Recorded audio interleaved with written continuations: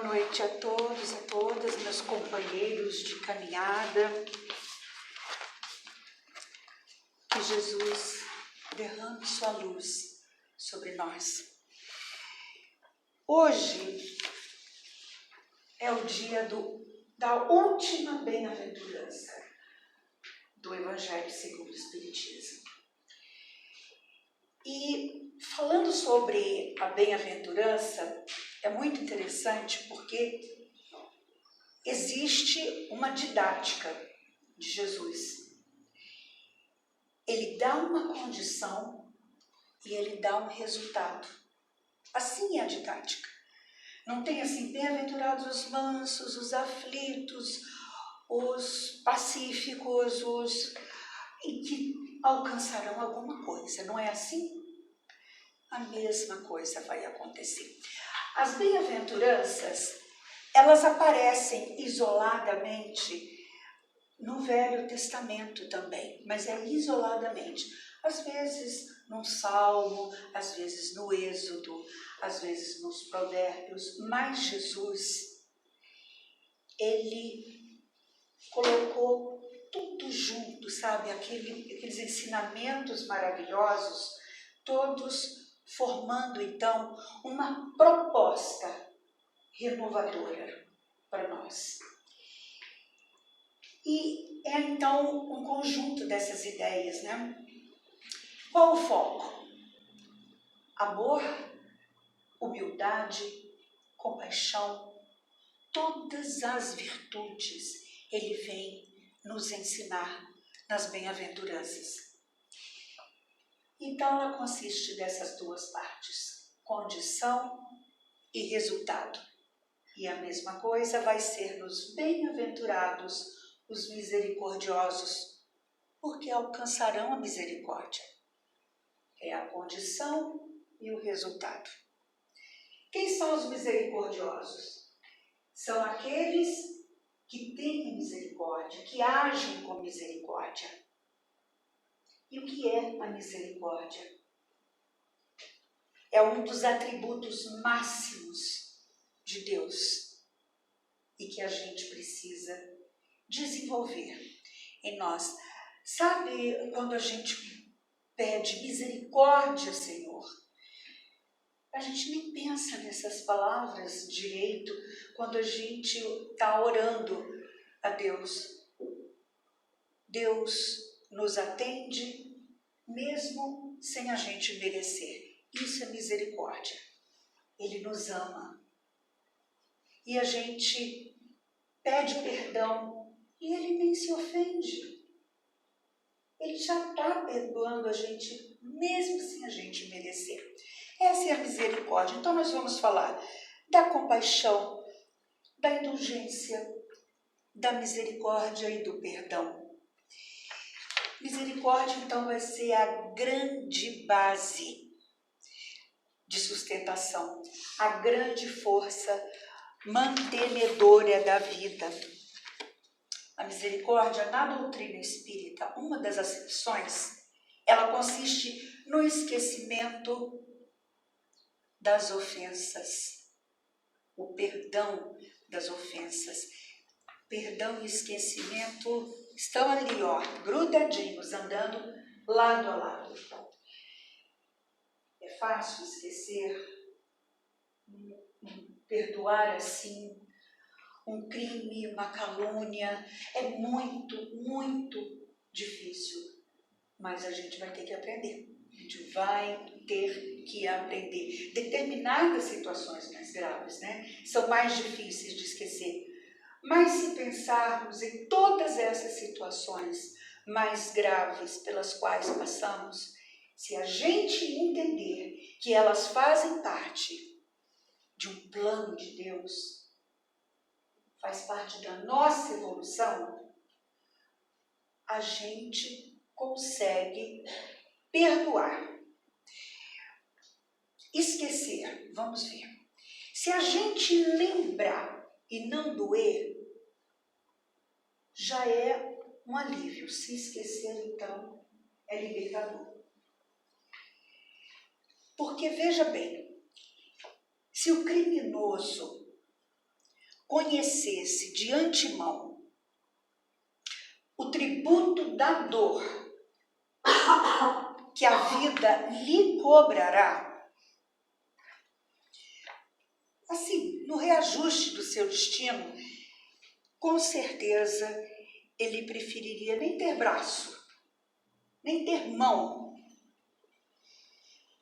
para atirar, para cometer um crime. Um caluniador ia preferir não ter voz, não ter língua, não ter cordas vocais. Se soubesse tudo que a vida trará para ele. Então, a gente reza, né? Perdoai nossas ofensas, assim como nós perdoamos a quem nos tem ofendido. Será que nós percebemos o compromisso que estamos assumindo diante de Deus com essas palavras? É muito sério.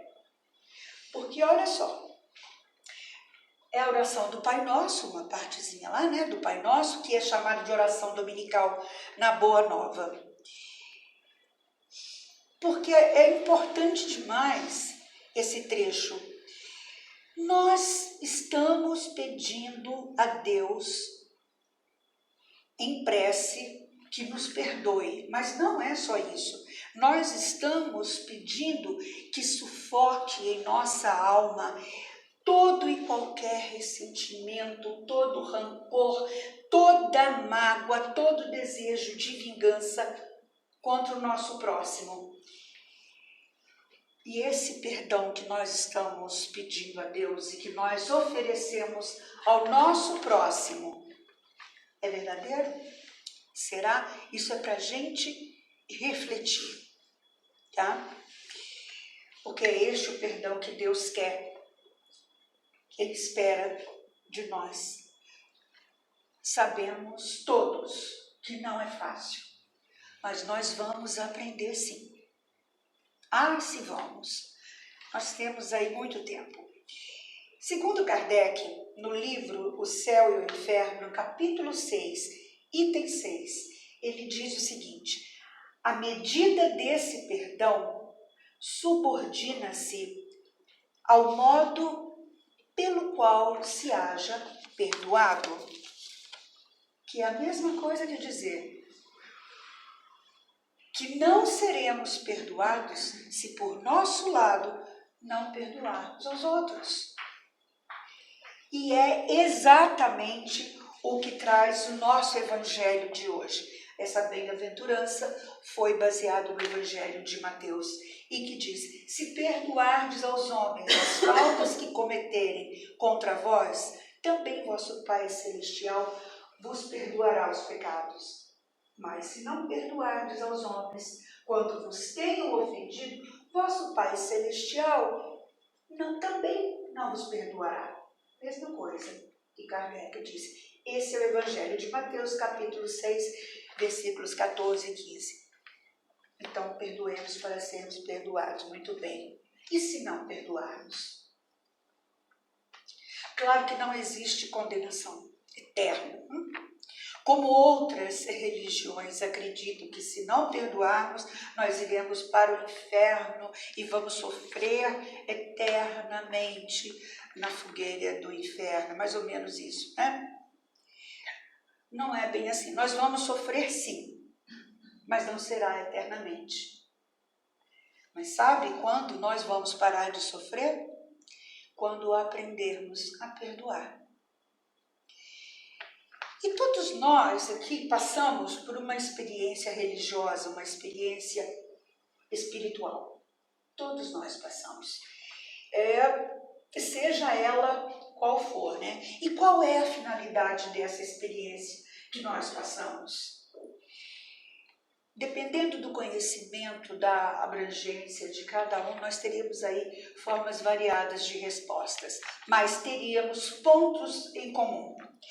O aprimoramento do espírito, o desenvolvimento das virtudes que vemos em Jesus, o desenvolvimento das habilidades de melhor nos relacionarmos com nossos irmãos, ter um olhar amoroso para com nós mesmos, para com o próximo e para com os propósitos de Deus. Isto sim é o desenvolvimento da misericórdia. E percebe que religião que leva Jesus a sério tem esses pontos em comum.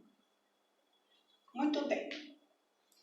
Se não tivermos a humildade para identificar nossos próprios erros, nós nos tornaremos indiferentes às misérias alheias. Seremos pessoas frias, indiferentes a tudo. É horrível, né? Não ter sentimento.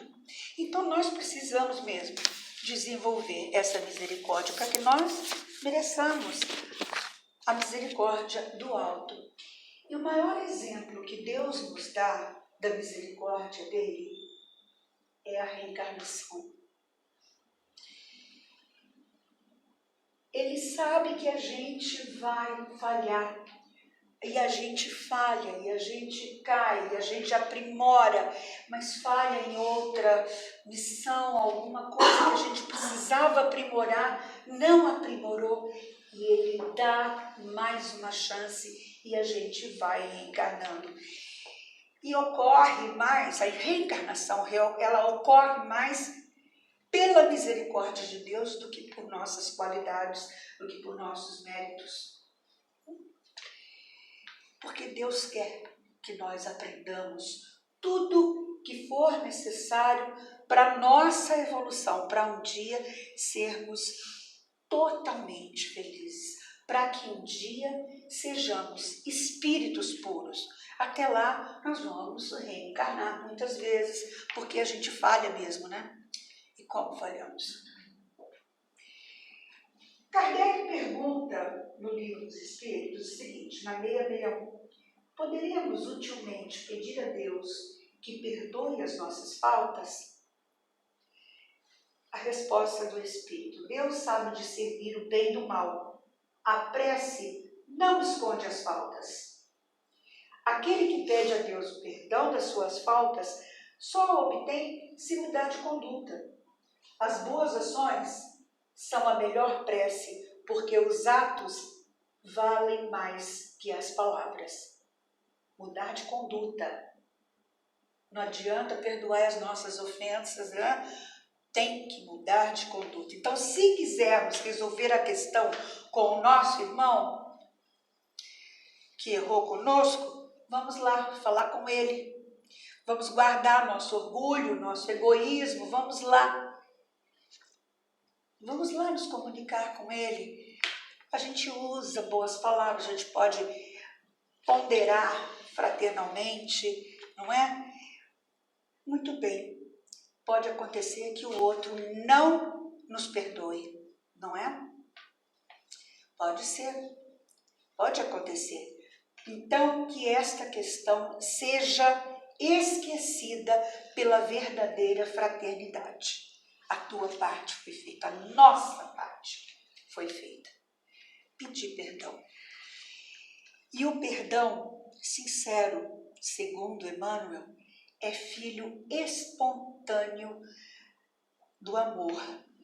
E como tal, ele não exige reconhecimento de qualquer natureza. Então, o nosso irmão pode falar, não, eu não te perdoo, não é? Pode. O que a gente vai fazer?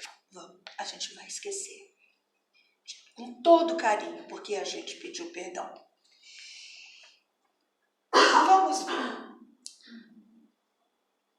Por que Jesus recomenda que nos reconciliemos o mais cedo possível com o nosso adversário? Porque pode ser que ele desencarne antes de nós. E se ele for para o mundo espiritual, quando ele voltar para a casa do Pai, com mágoa, com rancor, com ressentimento, com sentimento de vingança, ele vira o nosso obsessor. Ele pode virar o nosso obsessor. Então é fundamental que exista essa reconciliação. O contrário também pode acontecer. Pode ser que nós desencarnemos antes de perdoar alguém. Aí a gente vai ter que aprender, não é? Quem é que vai nos julgar? A gente tem mania aí de personificar Deus e achar que Deus é que vai nos julgar. Mas não é Ele, não. Onde é que está escrita a lei de Deus? Na nossa consciência. É a nossa consciência que vai nos julgar, que vai nos condenar ou vai nos absolver, que vai nos levar ou não para os umbrais. Então, se nós reconhecemos que erramos, nossa atitude deve ser mudar. Parte para a prática mesmo. Não adianta orar e pedir perdão, tá? Deus quer que a gente mude de conduta.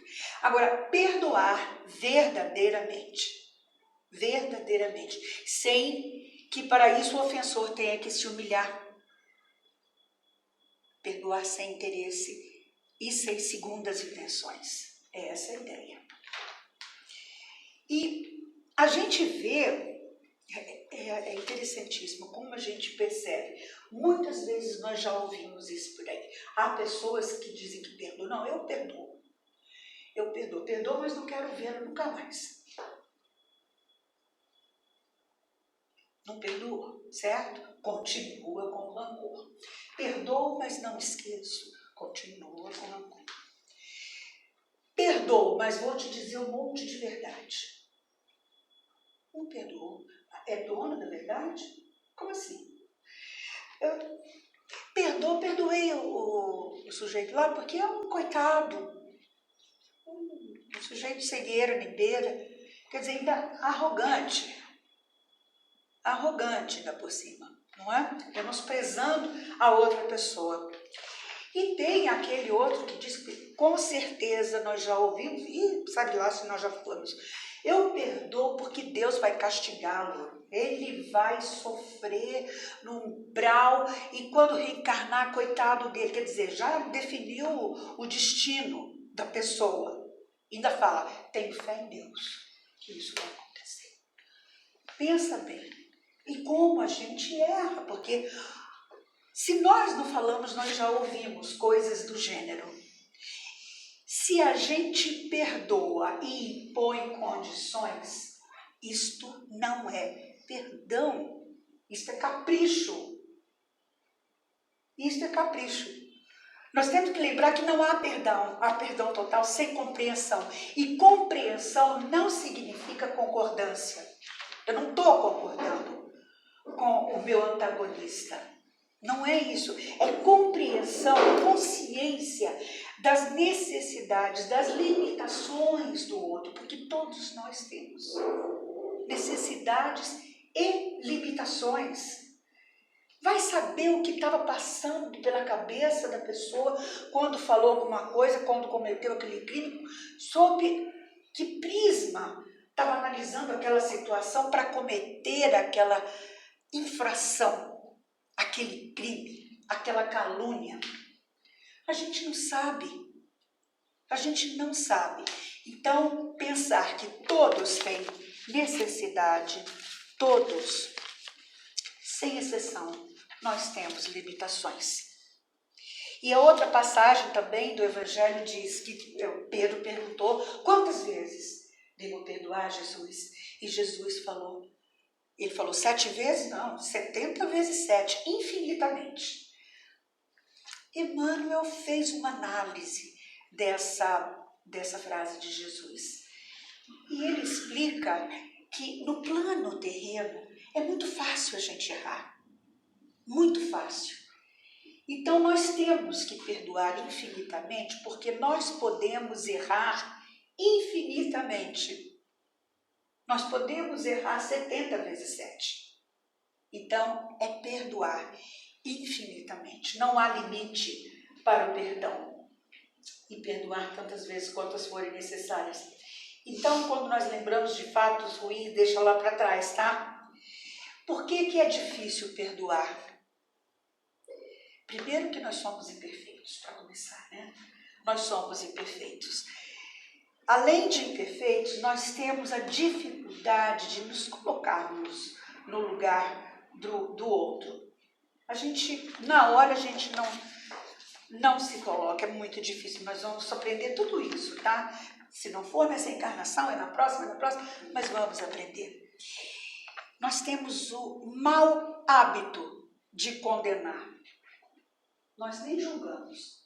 Errou, condenação sumária, é assim, é de uma vez. E nós associamos o perdão à fraqueza, à covardia, e nós somos de fáceis melindres, qualquer coisa nos ofende. Melindrar-se é um modo de perder as melhores oportunidades. As pessoas que se ferem muito facilmente acabam virando espinheiro, né? Elas viram espinheiros e aí ferem todo mundo que está ao redor dela. Muito bem. Somos espíritos eternos ainda imperfeitos, como demonstra a complexidade de sentimentos e emoções contraditórias que se agitam dentro de nós. Isso então nos leva a cometer erros e enganos. Qual o verdadeiro sentido da palavra caridade, tal como Jesus a entendia? E a resposta dos Espíritos para Kardec é benevolência para com todos, indulgência para as imperfeições dos outros e perdão das ofensas. Ou seja, perdão e caridade devem ser cultivados, né? E a caridade que tanto falamos aqui está em perdoar e esquecer das ofensas. Quando conseguimos perdoar, estamos sendo, então, misericordiosos para com o nosso próximo. A gente precisa ser menos exigente com o outro. Tem um recado do André Luiz aqui para nós. Se quer auxílio, auxilie. Se aguarda compreensão, compreenda. Se espera desculpa às próprias faltas, esqueça de todo o coração as faltas alheias. Até agora nós refletimos sobre o perdão. Vamos falar agora sobre o auto-perdão. Porque se nós nos perdoarmos, se nós não nos perdoarmos, nós estaremos nos punindo. Temos de esquecer também todos os nossos erros do passado. Aprender com eles para não cometê-los novamente. Já passou, já foi. Está lá para trás, né? Se remoemos o passado, ficamos presos nele, já aprendemos. O mais importante é nos importarmos como estamos sendo agora. É agora. A nossa vida é daqui por diante. É daqui por diante. E quando apontamos o defeito do outro, olha que interessante, quando nós apontamos o defeito do outro, é o reflexo do nosso defeito que se manifesta no outro. Antes de apontar o dedo, vamos refletir, viu? Então, gente, se for possível, não deixemos para depois os laços de amor e paz que podemos criar agora. É muito importante, não é fácil quebrar esses preceitos do mundo aí, mas o melhor antídoto contra atitudes tóxicas da aversão é a nossa boa vontade, em benefício daqueles que se consideram desafetos, inimigos, antagonistas, ou nós os consideramos assim. Nós nascemos simples e ignorantes, mas temos uma encarnação inteira à nossa disposição. Nós vamos ficar parados? Não. Não vamos ficar eu nasci assim, eu cresci assim, eu fui sempre assim, vai ser assim. Isso é música. Isso é licença poética. A nossa vida não é licença poética. A nossa vida é proposta séria.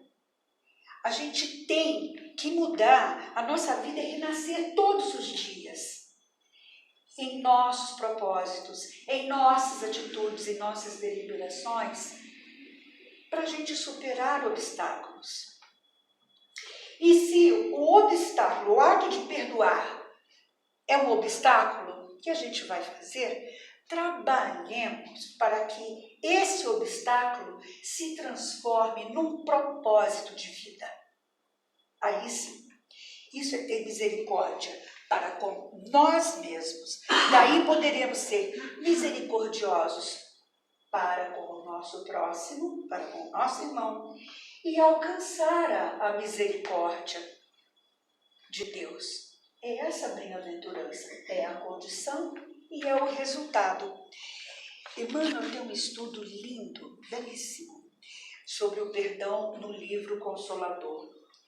Ele diz o seguinte, um pedacinho: estende a bênção do perdão e fortalecerás a justiça. Rememorar o bem é dar vida à felicidade. Esquecer o erro é exterminar o mal. Que Jesus nos abençoe hoje e sempre.